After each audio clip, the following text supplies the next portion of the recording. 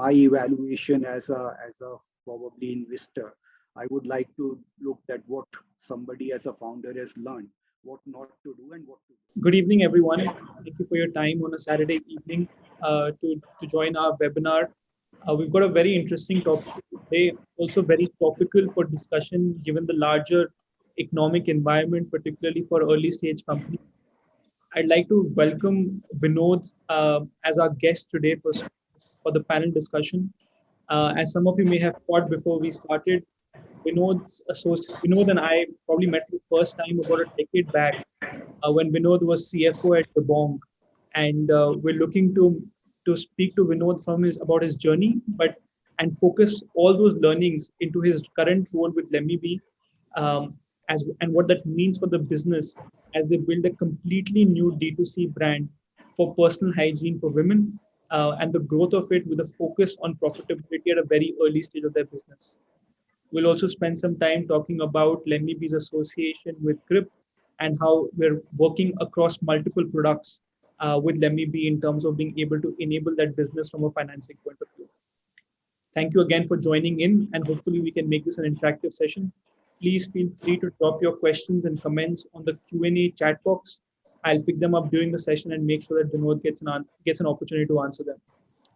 Vinod, welcome to our webinar series that we do for creating a direct interaction between the companies that we bring on the platform and the users that invest in those companies.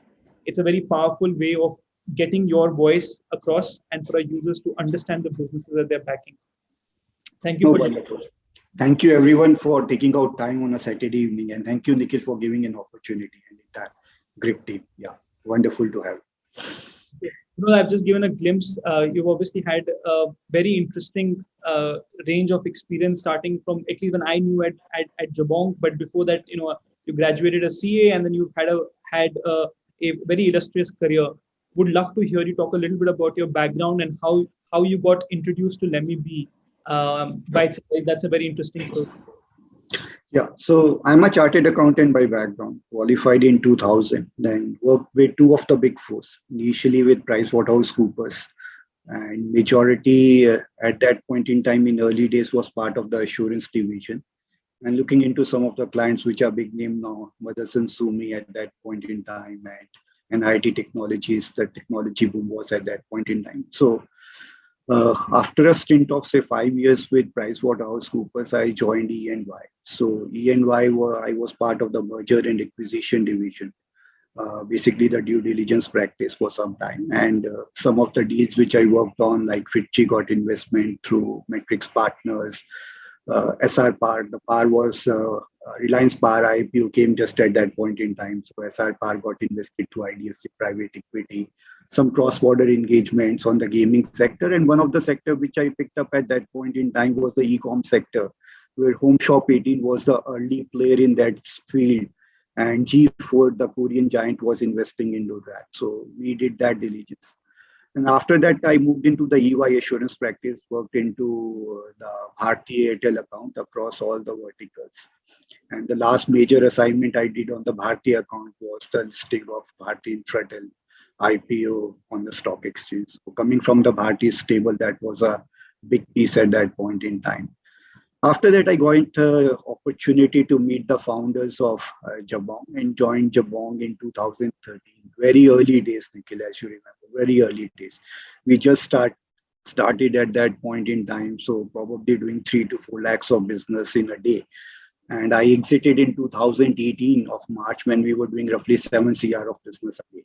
So that was the journey, so I was the first employee on the financial roles of Jabong, because initially most of the startups get into building the business, and when they cross the hump that this venture is there to stay, then they look into the support function, which is basically the finance, the HR and all. So I was the first employee, built the entire team grounds up. So roughly when I exited, I was looking into pricing, the category management, how it needs to be priced, elasticity, everything on the Jabong, and obviously the finance.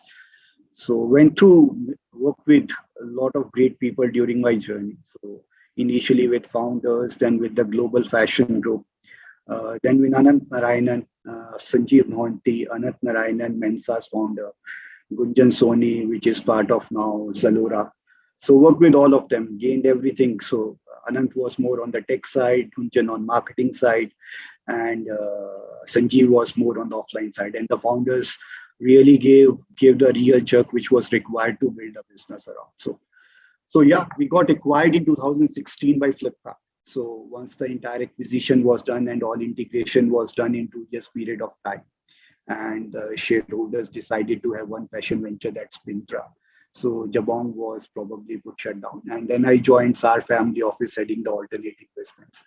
So I lead a practice there, manage the investments. We have got across the sectors. So supply chain and BFC, B2B, e-commerce, cloud kitchen, everything. So we are an early stage investor. So looking into how the businesses are built. So it's like a pseudo co-founder on the platform, working with these founders, helping them build that out, and also at certain pace of time, building them for a next round raise, and at some point in time for an exit to a larger player, be it a PE player or somebody else. So that has been the journey. I started with Let Me Be probably sometime in September, October. So Devi was the founder. So Devi pitched to me her initial first venture some 2 3 years back pre-COVID.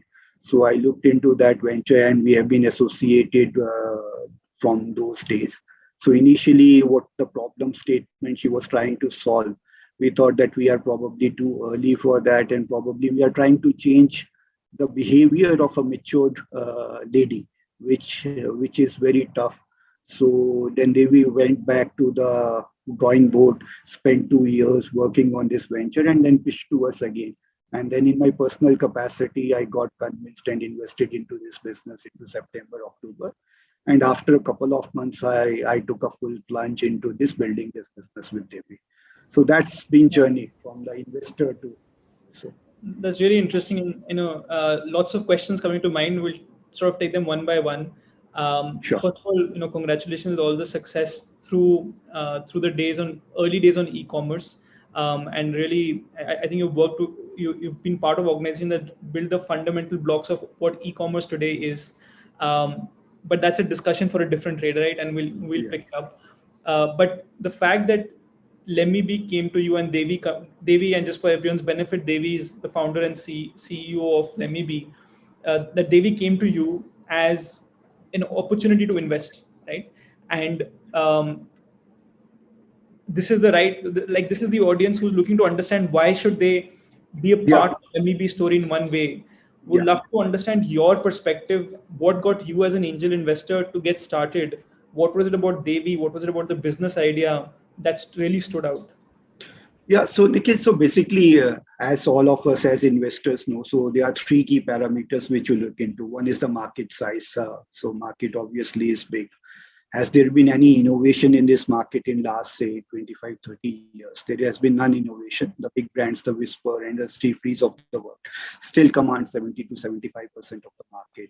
And they don't want to innovate, or they probably are looking into smaller brands to innovate. So also the behavior, is this audience a wide enough to capture a space for that in the market? Yes, there is a wide enough space. So there are roughly 1.3 billion menstruators around the world. And this could be a similar what say house of brands are building a brand from India, which is globally accepted. And we tested that when she came to us, she has already tested that market in Australia and in Dubai. So the brand has got, so even with all the quality on the organic sustainability, etc., it was ticking the box and being the slight and still making a decent margin north of 60%. We were selling decently into those days into the market outside India. So there is a great potential for the market size. That's the first thing. Now, whether the team is great enough to take the brand forward, yeah. She has gone through her ups and downs, and she knows what not to do. In my evaluation as a probably investor, I would like to look at what somebody as a founder has learned, what not to do and what to do. So what not to do is obviously to change the behavior or the pattern of a matured lady, because they are used to a certain pattern. The innovative products catch them young. So focusing on the teens from 13 onwards, and probably that's the mass audience you are capturing.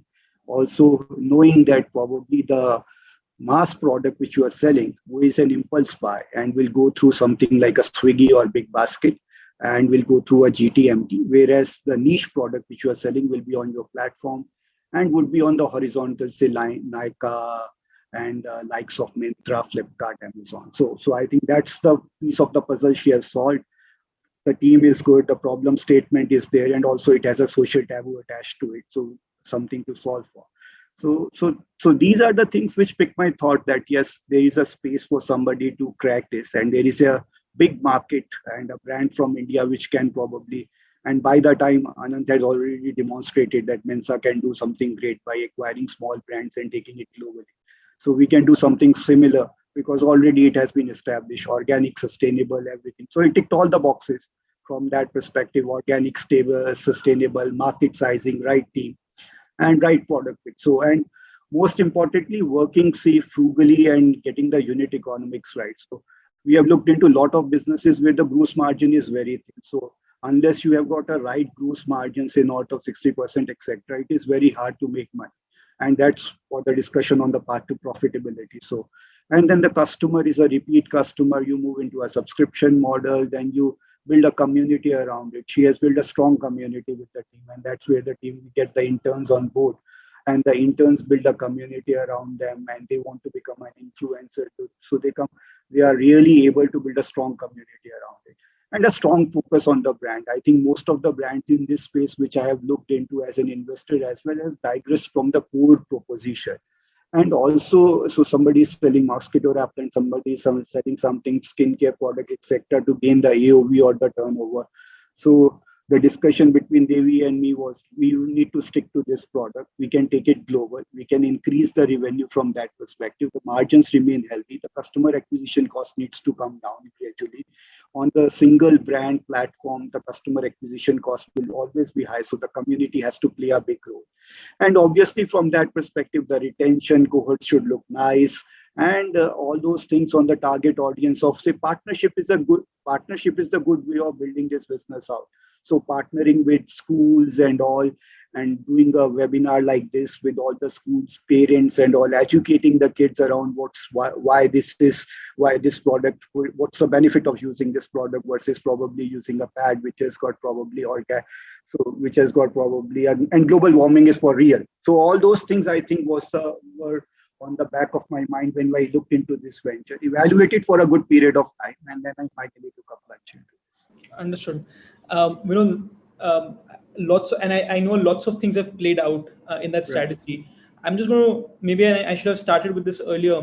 While I think your answer would have given some perspective into what the product at Lemme Be is. If you Yeah. could take 2 minutes to talk about the business and product at Lemme Be, and then we can dive into some of the aspects, especially those on leading to profitability. Yeah. So see, Z range, the cup, the disc, and the drip, which is a period interview, are the The range yeah. is the range of products Yeah, at which is a new range product. So it's a menstrual cup. So if you look into a menstrual cup, so I think so we can explain it better. It's like a sitting uterus.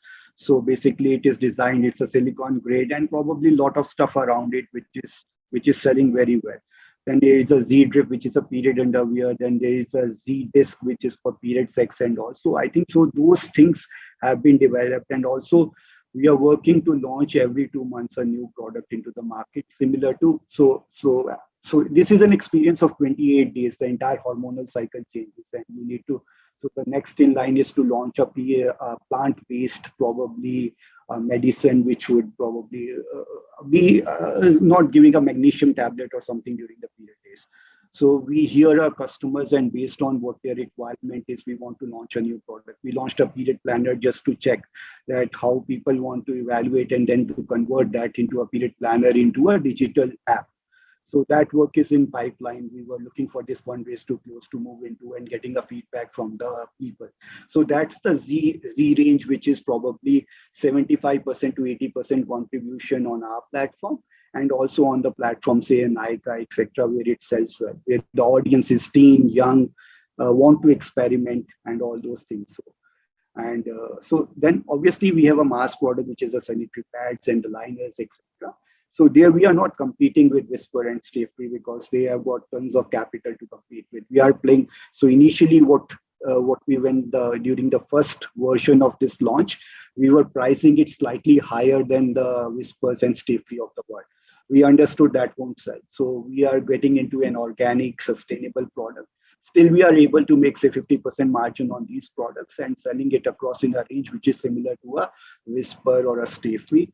Placed it on Swiggy, placed it on Big Basket. We are part of the Big Basket Accelerator program, selling it very well. So it's an impulse buy, and also on the modern trade and GT stores, which we launched. So in Mumbai, we are talking to Wellness for sure for launch. So we tested with Esther Pharmacy for Chennai. So we are getting audience from all across Northeast, down South, North, and so Maharashtra as a state contributes to 25% of the business. And it's not only Mumbai, we get from all across Maharashtra. So we have been able to pierce across. So as we saw in our e-commerce generally initially also, so the aspiration or the probably knowledge of the consumer across the tier 2, tier 3 towns is equivalent to what is that of a tier 1 town. The disposable income is also there. I think the only problem which they are facing and why the e-commerce boom also is there, that they don't have access to that, and where e-commerce is able to probably provide them to their doorsteps.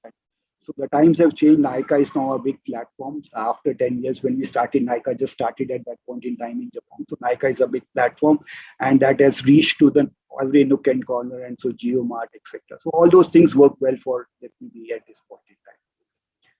Got it. And just to for the sake of the people who are listening to this call, Lemme Be's offers a variety of menstrual products. Apart from the sanitary pads, which is the standard pack that is available, I think there are 2-3 differentiators that you talked about, right? And I just want to sort of summarize them. Number one, that the innovation into the Z series or the Z category of products is a totally new, almost product innovation, which we have not seen yet from the likes of Whisper and Stay Free. Is that fair to say? Correct. So it's a silicon grade cup, and it's the design, etc. And this is the fast selling cup, even on the period underwear, etc. So it's a innovation which nobody has seen. So Z-Disc, which we are talking about internationally, is also available with only a couple of brands, not with more than in India. Nobody has seen that. That's very interesting, and this is really what startups are about. Is about disrupting old established businesses with new products. So I think that's number one. Number two, which stands out to me, is the material that is being used, which is organic, all cotton. It's organic, sustainable, biodegradable, everything. So it's all organic, so sustainable, and so one cup probably can save. It's probably saving, say, 200 pads in a normal, say, a Whisper, etc., which will probably the pollution which they are creating. So it's very organic, sustainable from that perspective, and reusable.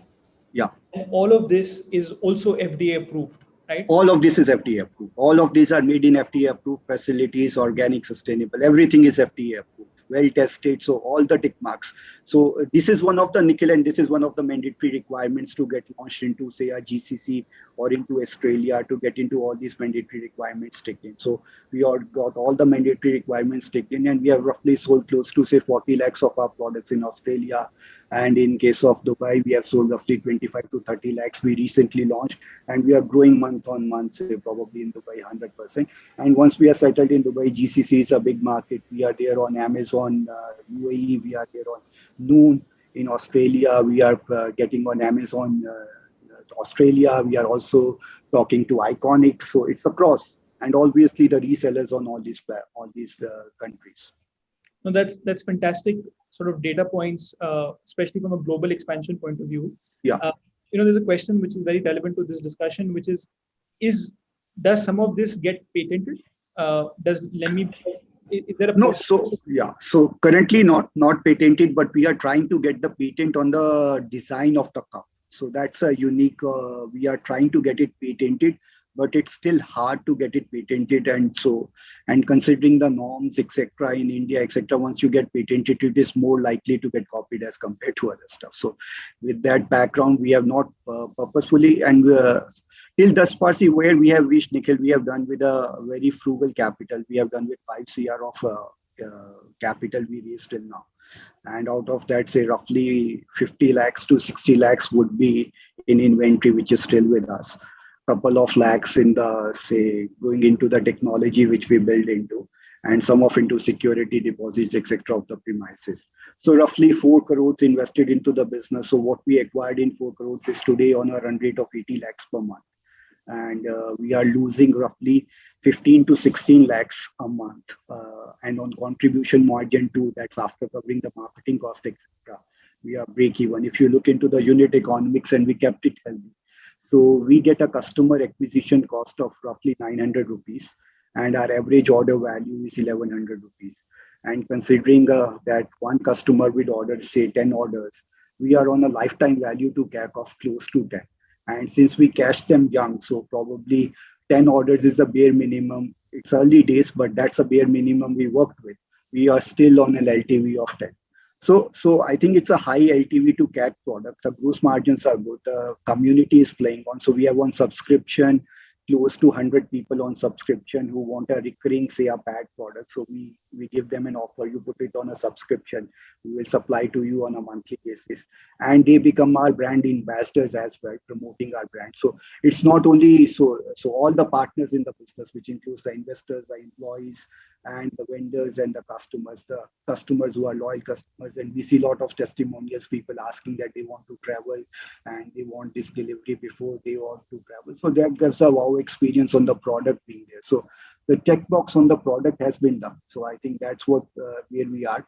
10,000 customers have been acquired on our own platform, apart from, say, Amazon, Flipkart, etc., where we are selling on the product. So I think we have done a decent job with a first fundraise of 5 CR. And now what capital we are looking into, we are trying to expand globally and go slightly deep into some of the more products to serve our existing customers. Just to get into the financials, and especially since you're given your background, we can get into those details. And clearly, even your FY24 projections reflect a desire to be profitable at the company. Yeah. Correct. Not a lot of burn today as compared to a lot of D2C brands that we come across anyway today itself. The gross margin before user acquisition cost is about 60%. Correct. Right. And correct. Then you have a cost of customer acquisition of about 900 rupees versus an average order value, which is now 10,000 rupees, you said? No, 1100 rupees. 1100. Average order value, 1100 rupees. And I'm saying, say, 10 orders the customer will place in the lifetime. Though we catch early, so it's a recurring business, 10 orders the customer will place. So that gives you an 11,000 rupees versus a CAC of 1,000 rupees. So it's a LTV to CAC of 10x multiple, bare minimum, which we are working on, and which will also become healthy. So that's a estimation, early estimation, which we have done on the product while evaluating this. So I think since the lifetime you cash the kids, which are 15, 16, 17 years, and so 10 orders is the bare minimum you expect from them. So I think we are looking into more retention. Today also on our platform, the retention percentage of what people are coming on our platform is 53%. So we have got a lot of stickiness on the customer. So customers are coming back on the platform. And it's quite inclusive, bold, and probably we came out with some advertisement during the Women's Day. So it's quite bold, inclusive. The young generation is liking it. Then we, as you mentioned during my last stint with Jabong, we learned about that. It's not only the conversion at the end of the day, it's a content engagement and conversion. So we have started a digital magazine 3 months back. And every month, all the data which our teams are publishing on the social media, be it Quora, Reddit, Insta, etc., gets bunched into a magazine and is sent across to all the customers. So that has made a very good resonance with the customer on the content and engagement. We have hired a doctor on the platform to advise to the mensurators that if they are facing certain problem, what probably could be the solution, without specifying or prescribing any medicine. So if something else could be done from that perspective. And all these things on the content engagement are playing very well on the community part of it. So these things helps very well to bring the customer acquisition cost down. So you're right, it's a 60% gross margin business. So currently in outside India, it would be more a gross margin business, but some part of the gross margin would be eaten up by the marketing spend because you need to build the brand initially there. But still, we are anticipating that the India geography should be break even in next 12 months. So currently on an 80 lakhs, if I'm losing 15 lakhs rupees, my estimation on the project plan, which I put in at a 2.5 CR run rate, we should break even in India geography. And that's well within the reach where we are currently sitting from here. So it's all contract manufacturing currently. So Nikhil Vora, who is the angel investor in this Six Sense founder, so he got us introduced to a couple of people, and we have applied for a venture debt as well, or for the debt part of it. And we will probably be putting up a facility to manufacture in India. Most of it is currently manufactured in India through contract manufacturing in FTA facility. But at some point in time, when we reach that scale of 2.5, 3 CR monthly, we would like to put a manufacturing facility to run it. It's altogether a different expertise required to run that. So that expertise needs to be created. So currently, we want to build the GTM. We want to have the products right. And once we reach a meaningful scale, we will get those manufacturing facility. That's at the back of our mind. In probably next 12 months, we should have a manufacturing facility now. Got it. Vinod, clearly all your experiences coming into play. I think very few companies are thinking so holistically about everything from GTM to manufacturing, community building. So fantastic to hear.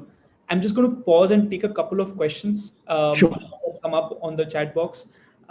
Number one, from a customer acquisition cost, um, as a lot of it is D2C that is on your platform, what are some of the costs that go into? Is it Facebook and Google marketing Yeah, costs? it's a Facebook. It's a Facebook, Google marketing, and all the emailers, etc., which we do. Even the customer support team, which is there.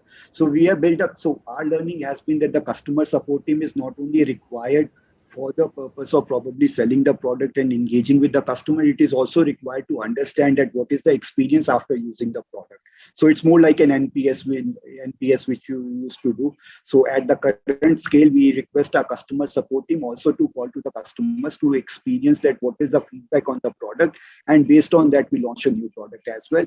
And if there is any change or etc. which is required, we need to do on the product innovation side, which is a continuous activity which we keep on with. So it includes everything on the customer acquisition cost. And if I look into, so my fixed cost on the payroll is currently 17 lakhs, and I'm losing say 15 to 16 lakhs. So apart from the payroll cost, I'm covering everything, including the influencer cost as well on the marketing, where the influencers or the micro influencers are getting fully. So nothing is left. So I'm covering everything on CM2 perspective, what we call. So it's a gross margin, then the fulfillment cost is there, paying to the commission to the marketplaces, etc. So everything is covered. Only what is left is the fixed cost, which is there, the head office cost, which we call, which is the administrative cost or the rental cost, etc. And that too part of it is absorbed. Okay. That's a fairly conservative way of looking at it from a lot of perspectives. I'm glad to hear Yeah. that. Um, Moving to competition, right? There's a question about how Whisper pads are today priced at about 8 to 10 rupees Yeah. versus MEP is product at about 20 rupees. Um, Right. how do you think about users seeing that price differential? I know you talked about it as already being different. That's how you started the conversation. But how do you think about this differential and people making that switch? So Nikhil, very fair question. So I think this was one of the biggest learning which we did. So on a big basket, we are monthly selling close to 4 lakhs of products, and these are primarily pads. So the adoption with the customer is very high. On the modern trade, since we are Hyderabad based, we have started with some of the stores, say Vijeta, Balaji, etc. on these stores. And we have kept a promoter as well there to look into what is the experience of the customer, how to sell this product. And it's really selling from that perspective. So people want to experiment with the new product. You need to educate them. And that is where the entire engagement, etc. process is playing very well. And since it's a personal care product, it needs probably from the community you are reaching out. They want to get a testimonial from that the product is good and it's not going to harm anything and those kind of stuff. It's organic, sustainable. So people are adopting to it. So that's not a challenge thus far. So we are creating a category for a probably, so those people who are using even the Z category, Z disc and all these products, Z Cup also used during the period days, the pads, etc. So these are the audience which we are talking for the pads, etc. So on Swiggy, on Big Basket, these are flying like anything. So we currently face that it's a innovation which was pending for quite some time, and people are looking forward to this innovation, and we are selling a lot of them. So if I tell you the mix on the Big Basket and the Swiggy would be roughly 80% of them are pads and only 20% of them are cups. cups and all, because cups and is the young audience required to probably explain about content, engagement is required, but just to pick up ad, they are going to a GT store or an MT store and picking it out, or ordering on a Swiggy Instamart, which gets delivered in 10 minutes. So that's what our experience has been. It has been thus far good. So having said that, since it's a 60% gross margin, even if I need to drop it by 2-3 rupees to make it competitive, still I would be making a decent margin without probably disrupting too much on the cash flows. At the end of the day, it is if the logistic cost gets optimized and I need to push it to the modern trade, logistic cost gets optimized on the bundle, the customer acquisition cost goes away. And we have done all those things which we learned during our earlier days. There is a QR code, there is a telecalling which is there on which you can scan and the customer can directly reach out to the platform. So it's an indirect acquisition channel for our platform. So people buy from the GT. So it's a phygital model. So people buy from the GT and come back on the platform. So that's what we are experiencing thus far. So thus far the experience has been good. There is Maybe if you can please let me know if I'm wrong, but we've worked with almost, I would say, 10 different D2C brands. yeah. All of them, I would say, are challenger brands, right? They're challenging an incumbent who is there, and the incumbent is producing and selling at a scale which will take decades to reach, right? Which Yeah. obviously their pricing, their sales channels, logistics are absolutely optimized to sell at a lower price point. Right. What we're seeing across these brands is that users are looking for a better quality product, a better brand differentiation which they personally relate to, or a cause that they relate to, especially if it's targeted towards Gen Z or millennials. And uh, there's an appetite to pay a differential pricing, a higher pricing, to be able to consume that product, right? Whether it is food, whether it is cosmetics, whether it is personal hygiene. And that, in my sense, is something I think you're the ability to compete with Whisper on pricing is difficult, right? I don't think Yeah, that's yeah, the question. yeah. But So that can't be competed at all. Sure. So it could be only in the range bound of that, but we are targeting a different TG, and also the story around. See, whatever I do in India, it's majorly on my platform. I would ideally like to. So what will Let Me Be stand for, probably say from 12 months from now, and what is the right to win? It's the innovation on the products and the new products which we are launching in the market. But my same customer would require the other products as well, and they would, since through pandemic they have gone through and all want to a hygiene, as you rightly said, and that's what the challenger brands are doing. So they are sure about the quality of the product. They are sure about that if you buy a commodity product also from this, it's organic, sustainable, and so they are ready to pay a slight premium on that. That's what we are playing on. And you are right. So Whisper, you can't compete with Whisper and Stay Free, and I don't want to disrupt probably their channel any which way. So I'm not looking at probably competing with them on the price point any which ways. absolutely. Maybe just moving a little ahead, Vinod, I'd like to inform the audience that we've done, as Grip, we have done 2 transactions with Lemme Be now on the inventory financing side, which is our short-term product. And we've successfully closed about 1 crore of rupees in financing to Lemme Be. We're now excited to also have Lemme Be join an equity product offering that we have on Grip. And in fact, the option went live on our platform to invest in the company a few hours back. This is obviously on the back of a recent fundraise that the company has done. Vinod, would love for you to throw some light. First of all, congratulations on the fundraise, but would love to throw some light on how much money you're raising, who's the investor that's coming into this round. Thank you, Nikhil. So currently, Nikhil, we are looking to raise close to 12 CR. We have closed a round of 10 CR. Wami Capital, which is Dubai based. So they are transferred family office and they have created a fund of it. They are leading the round. They have put in 5 crore check. Then we have got Multiply Ventures, who are the existing and ex-Flipkart guys. So they are an early investor into Let Me Be into the first round. They have doubled down their check. They have put in another 4 CR. Then Satwa Family Office, which is a family office for Satwa, which is a real estate giant in South. They have put in another 1 CR into this business.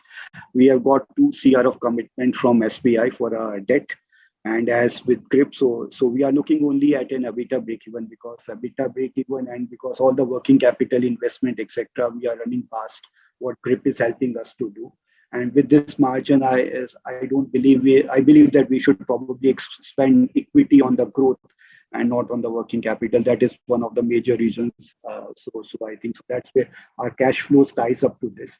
And in this song, so this would provide us a runway to break even in India market currently as we stand, and to expand into three markets, which is into Dubai market, the Australia market, and one market which will open in Southeast Asia, which we are talking on Zalora, Lazada, and say maybe Indonesia, Tokopedia. So that market in Southeast Asia, we are planning to open. This fundraise is primarily for that. And obviously to spend something in the marketing in building these brands into these locations. So with all the qualities, as we mentioned earlier on organic, FDA approved, and all boxes checked in, we are still the cheapest in the global market. So it has to hit into the market. That's why we are selling it like hotcake in the outside market. And in the outside market, we are slightly more advanced, and our Z range is selling more as compared to the mass product. Understood. Perfect. And so just, from a user perspective, if you're interested in looking at Lemme Be, you can participate at the same terms of this round that is being led by Wami Capital. You can invest via our platform. The opportunity, as I mentioned, is already live, and you can please explore more details. Everything that Vinod has talked about in terms of the business proposition, growth, projections, distribution strategy is also captured as a summary on the platform, and will give you an insight into the business. Vinod, I'm going to take a last couple of questions before I let you go and let you enjoy the rest of your weekend that have come up on the chat group. These are probably little specific questions, but I want to make sure that I cover them. Number one, what is if you can declare, what is the logistics partner that you're using currently for the purchases that happen on your website, and how does that impact overall profitability? So currently the logistic is all 3PL. So we have got two warehouses, one in Hyderabad and one in Bangalore. So Prozo we are using for B2B, and for Hyderabad for B2C or D2C, we are using QuickShift as our partners. And we are tied up to all the logistic partners, be it Express, be it Delivery, etc., including India Post to service some of the pin codes, because we have got a strong presence in Northeast. And it is something which we have seen in my early days as well. When we sell a new brand, or probably a brand which has got aspirational brand, we got a strong probably resonance from the northeast part of the country. So Nagaland, Mizoram, etc., Assam, these are the strong footholds for us as well. So we had certain pin codes which are not serviceable, we use India Post. So that's the current warehousing arrangement and the logistic arrangement. As we speak, post this fund round, since our significant portion of the business also comes from Maharashtra and NCR. So we are planning to have two more warehouses opened, one in Maharashtra and one in NCR. Got it. What percentage of cost for you is today logistics? So for us, the logistic cost would be close to 5 to 6%. Got it. Okay. It's also great to know that you use QuickShift. It's always great when we are able to have multiple, partners working with Grip also use each other's services. I think that's all. Exactly. Fantastic. You had mentioned earlier, Paul, that the Z series product does not have an Indian competitor. Is that is my understanding correct? No, so you look into, there are a lot of menstrual cups which have come, but you look into the shape of the cup, which is of Z cup, which has come, and I think Devi would be the right person to explain. It is like a sitting uterus as compared to the other cups which are designed differently. So that cup is made in Croatia, and there is no Indian partner for that. So for Z-Disc internationally, there is only one player which is doing. So there is no competition for these two products in the current shape and form in which they are doing. And we are planning to expand this profile to probably a couple of more products and bringing those products into India and gradually getting into the manufacturing of these products. Got it. Understood. And maybe a final question, Vinod, if you could summarize for the benefit what the use of proceeds of this round are for. What does it get to you to? I know you covered this a few minutes back, but if you could just summarize that, please. Yeah, so basically it is for expansion into the international market. So that would cover roughly, say, 30% of the usage of the proceeds. Another 20% would be spent into building the team, which would be required to serve the markets outside India and also to beef up the current team to reach up to the scale. The balance 50% would be split between the marketing part of it and the technology part of it, because we want to use technology as well. So whatever learnings we have got from our customers, we want to put it on the platform and be ready for the probably on the technology front. So you need to probably have something on the period planner, which is there already. We need to digitalize it, the engagement, etc., with the customer. And also, if there are certain questions which you write on the Quora, etc., talking to the doctor, etc., we want to get that experience on the app. So it's a personalized experience and one-to-one experience. And if need be, we will beef up the team of probably doctors, etc., who are supporting these mensurators or our customers during that period of time. Perfect. Okay. Great. Thank you so much for this, and congratulations once again on an incredibly innovative product. I can, I don't think I can share personal experience, but having spoken to many people, including my wife, I think there's always a question about how there's been complete lack of innovation in this space, and it's great to see challenger brands come up. Wish you all the very best. And as Grip, we look forward to assist you in this journey. I do want to leave a final message for people listening to this call. Making investments in startups and unlisted companies comes with their own degree of risk. To be an angel investor and to commit the capital into such opportunities, I would request you to please read the information about the company carefully. Understand that while there is an opportunity to make significant capital appreciation, you also run the risk of losing capital across opportunities. Please make sure that you are investing an amount that you're comfortable with. You're investing in a company that you're comfortable with, and you're fully aware of the investment you're making. If there is something we can help you with, or we can reach out to Vinod to answer any of your questions, please feel free to drop us a line, and we'll make sure it gets answered before you invest. Thank you so much again for joining. Thank you, Nikhil. Thank you to all the participants. Thank you for having me. Thank you. Thank you, everyone. Thank you. Bye.